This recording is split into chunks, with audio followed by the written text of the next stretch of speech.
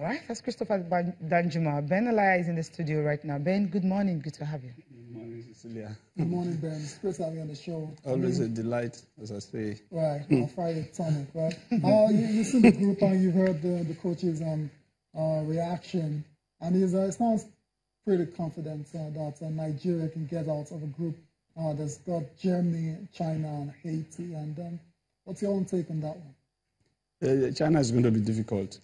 Germany is going to be difficult. Haiti, I'm not too sure. Points, right? but these days, you don't underrate anything. No. And so we should take every game very seriously. Who says we cannot beat Germany? Who says we cannot beat China? China is a strong women football playing nation. Same for Germany. But we can take them out. Let's not look only at Haiti as the weak point for us to qualify. Okay. Let's play the big teams as we go, because the way we qualified gives the impression that we can do very well at the World Cup. So I think that the more important games for me is not beating Haiti, it's beating Germany and China.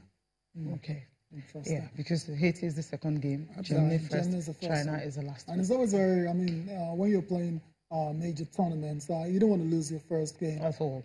And you don't want to face former champions in your opening game also. So, but when you get it, you don't want to lose it. We can go all the way. Yeah. But for me, if we are playing Germany first, we should take it as seriously as if it's a World Cup final that we are playing, and we can take them out. If we really put our mind to it, thank God. I mean, the positivity and the optimism of the coach is germane, is good for the team as they prepare, and he's already thinking of friendlies and all that, and the preparation, and those who are in charge of women football at the NPFL, should also organize for him. That is the way to go, I think. Okay, I'm still on the Under-20 Women's World Cup in France. I have a message, a tweet, to be precise, from Gideon. You're saying the Under-20 women's team are playing like men. I hope they go really far in the World Cup. I imagine that's a compliment, right? They're playing like men. I mean, they're really... They're good. They're good, right? That's what he's trying to say. Yeah. Right? They're playing better than men. You saw this team at the close quarters. In Benin, where it's the home where they play all the games. You've been there to see a lot of the qualifiers. You saw the one against Tanzania, against South Africa as well, too. And they did really well. They were very convincing. But the level of opposition, those teams I just mentioned, no disrespect to them, you can't really compare to the likes of Germany and China. No, you cannot. That is why I said from the start that the games we really need to take very seriously is the German game, the Chinese game, and then, yes, the Haiti game. Every game is important, as we go into the World Cup qualifier. The Tanzanians, all the teams that we played in the qualifier, this is Africa, and we are a dominant force in women football in Africa.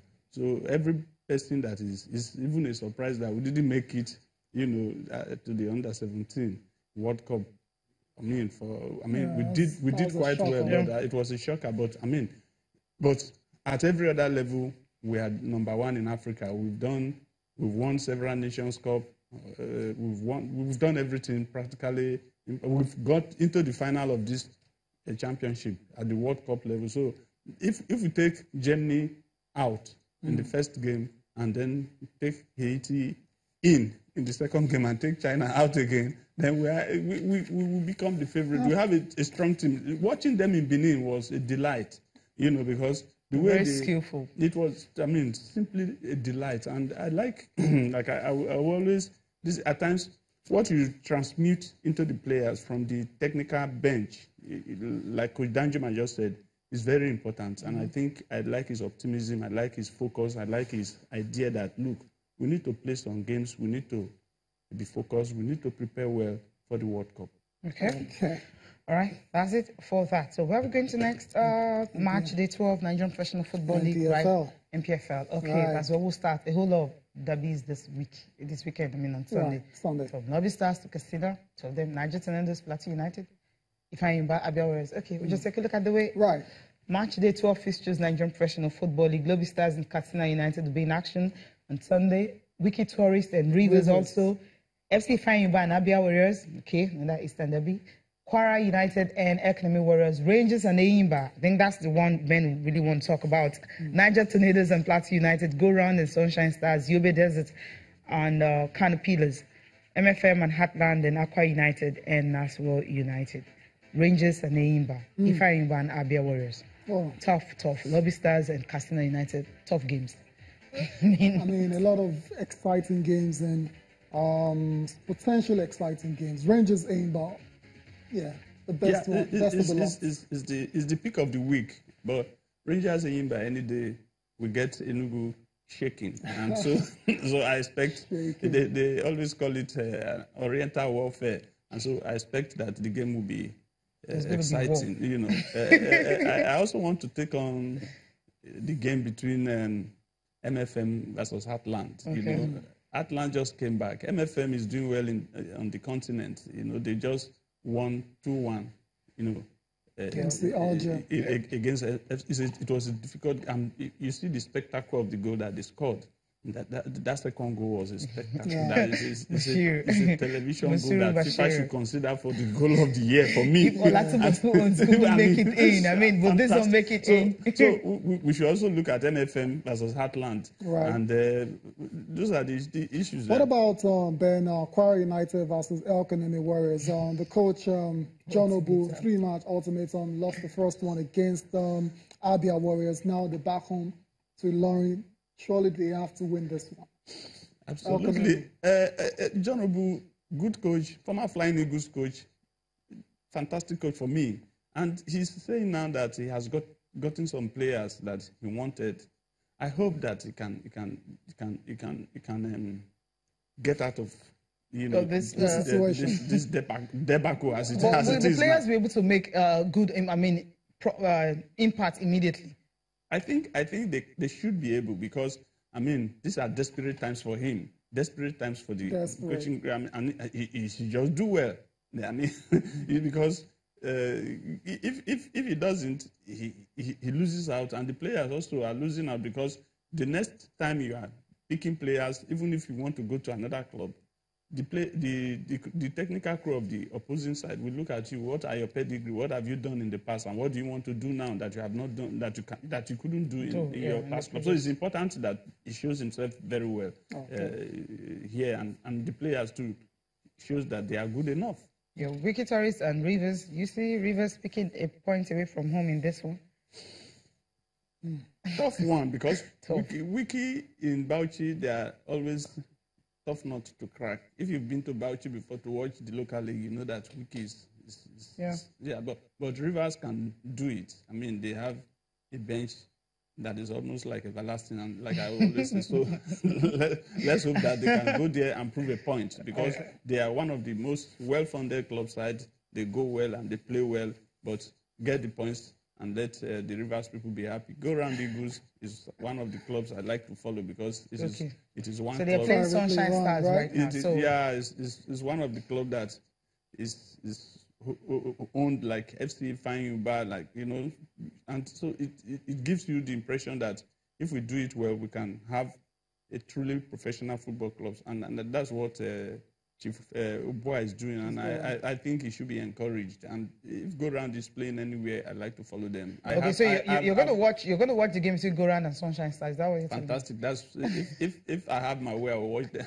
I have their replica jersey, and I wear it every day just to encourage to show that support. Okay, let's just round off now on the NPFL with a tweet from Net Blaster. Saying it's really going to be an exciting weekend with 2 Oriental derbies, but I'm looking forward to Rangers versus Eimba. Eimba, for me, are the favorites in that game based on their unbeaten run recently in all competitions. So, Eimba, over to you. Try and prove Net Blaster wrong. Right. Yeah. Even though, I mean, it's very interesting. It's actually tipping Eimba to win away. Away, yes. Very interesting. They've done this before, so... Yeah, but this is in Enugu. It doesn't really matter. Rangers have 2 points at home. Remember the opening game? Okay, fair enough. We'll go to the papers straight up now. Sporting Sun is what we're starting with. Ahead of Russia 2018, Kenneth Ross says Igalo Moses risk missing out because Croatia opted for defensive tactics against the Eagles. It's just a friendly. Abramovich to keep Conte if I don't know the reason. Okay. Sporting Life is next. 625 million release clause, pounds release clause for, okay. Who's that? Matchday. Right. Like, really? Okay. Interesting. Okay.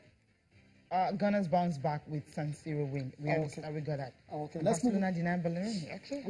Let's move on to complete sport, and a very interesting one here. PSG set up Conte meeting. It looks like Antonio Conte might be out of Chelsea in the summer, and PSG surely will be looking for a new manager now after Unai Emery once again failed to get them into the quarterfinals of Europe's top competition. Still on complete sport.